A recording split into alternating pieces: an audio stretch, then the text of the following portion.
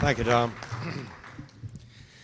And thank all of you from Farmers Union that helped us through this process. You guys were great. You were out here pounding the hallways and talking to folks, and it made a big difference. And so I just want to say to all of the general membership, thank you for what you did. My good friend Tom Harkin, who was a great partner through this process. Tom Bias, who took too many of my 2 o'clock in the morning phone calls, and I took too many of his when we were trying to figure out. We pronounced this bill dead so many times that, and then there'd be nights when we go home, we thought we really got this thing wired, and by 8 o'clock in the morning there'd be 3 other problems that were insurmountable, but we just kept going. And Doug Peterson, my younger brother, the president of the Minnesota Farmers Union, he does a great job for us. All the rest of our Minnesota friends that are here. Tom gave you a good overview of the work we did on the Farm Bill and some of the other issues. I thought maybe what I do is talk a little bit about what I see as the agenda for our committees, my committee at least, and hopefully Senator Harkin will agree with some of what I'd like to work on. And I just came from lunch with the Secretary and went over this list with him.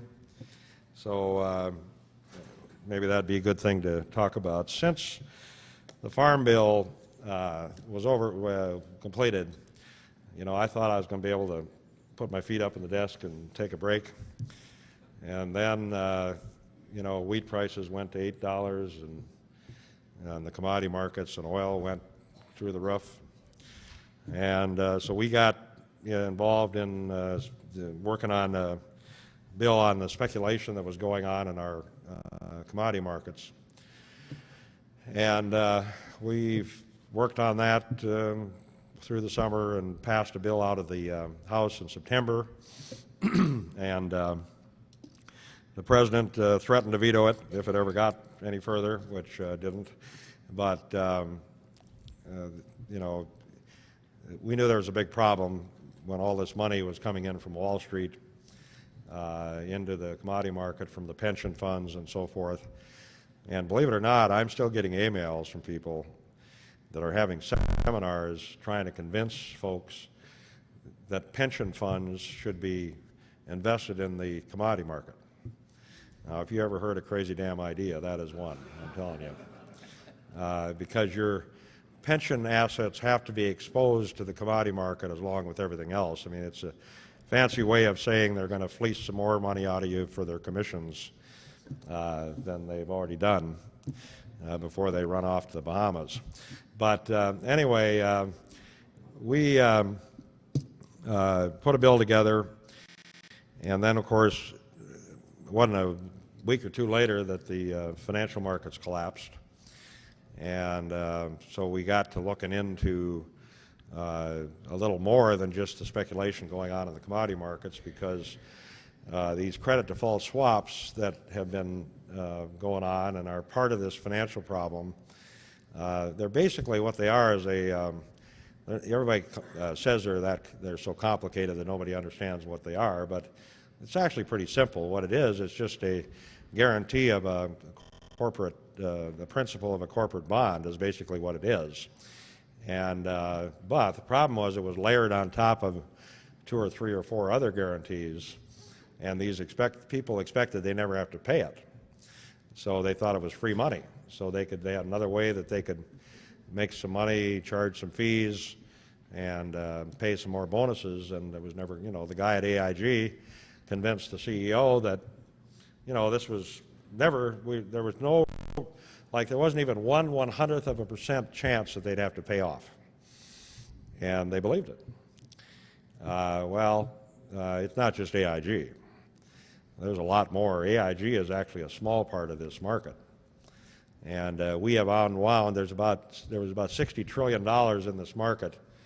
We have unwound about 25 trillion of it and found all of the trouble we found so far, and we don't know what's in the other 35 trillion, but I'll guarantee you it's probably not good news, or it might have been unwound already.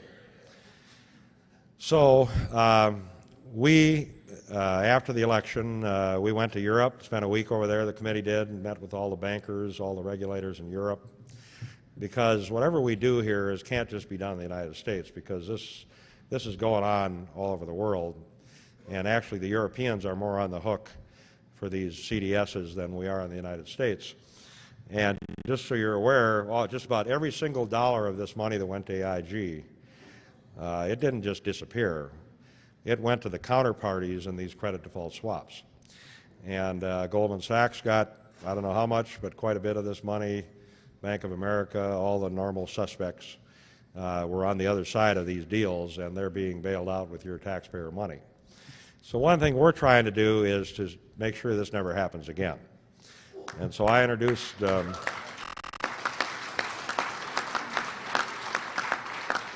after spending a lot of time on this and actually coming back to Washington right after Christmas like I did last year on the Farm Bill, we put a bill in that initially would have basically banned these things, but I got so much flack that I backed off of that a little bit. But what we're going to do is require that any of these CDSs going forward have to be cleared through a central counterparty clearinghouse. And you know, some of these can actually be required to be traded on a actual regulated exchange, but I don't know that we need to go that far. And really the issue is getting these things cleared, which means that you have to take it to an independent third party, and they will determine what the risk is, and they will require that you put up margins and collaterals so that, because what they have to do is guarantee that that thing can be cleared without a default. So if they screw up, they're going to lose their money. And so they've got a vested interest in making sure that this risk is brought to the surface. So we have required mandatory clearing of all of these instruments in this bill, and recognizing that certain of these instruments are too complex to clear, and there's really no market. The market's so thin that you can't price them. That in the case of not being able to be cleared, the CFTC will have the authority to put margin and collateral requirements on the counterparties themselves to put the money up to whatever extent they've got these CDSs out there. So we have put a pretty tough bill together. We got it passed out of the committee a couple weeks ago. We actually got into some of the other committees' jurisdiction. We have Financial Services jurisdiction, Energy and Commerce jurisdiction, Judiciary Committee jurisdiction in this bill, because we felt like there were things that needed to be done in those areas, and we decided to put them in the bill.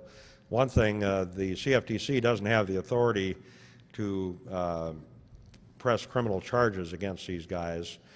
This bill will give the CFTC the authority to move against people with criminal charges, which we think is necessary. We also, in the whatever we end up doing with global warming and carbon markets, we lay down a marker that we think that these should be regulated by the CFTC. There are people in the Energy and Commerce Committee that think that the FERC should be regulating these. The FERC has never done this. They have no idea what they're doing, and it doesn't make any sense. And even the chairman of the FERC last week said that they didn't know what they were doing and that the CFTC should do it. But some people in the Energy and Commerce Committee want it over there because they want the jurisdiction. So we put that in there. And the other thing I put in is something I feel very strongly about, and that is that we not allow the Federal Reserve to be the systemic risk regulator for these big banks. The Federal Reserve is at the heart of this problem, and they have been literally an extension, especially the New York Fed, of the Wall Street community. And when I started working on clearing these CDSs, what they did is they went to the ICE, the Intercontinental Exchange, and came up with a deal that they were going to be set up a clearinghouse underneath the New York Fed to clear these swaps. Now, the New York Fed has never been in this business. They have no law to regulate them, so they can basically do whatever they want, and you don't find out about it. And so what I put in this bill was a requirement that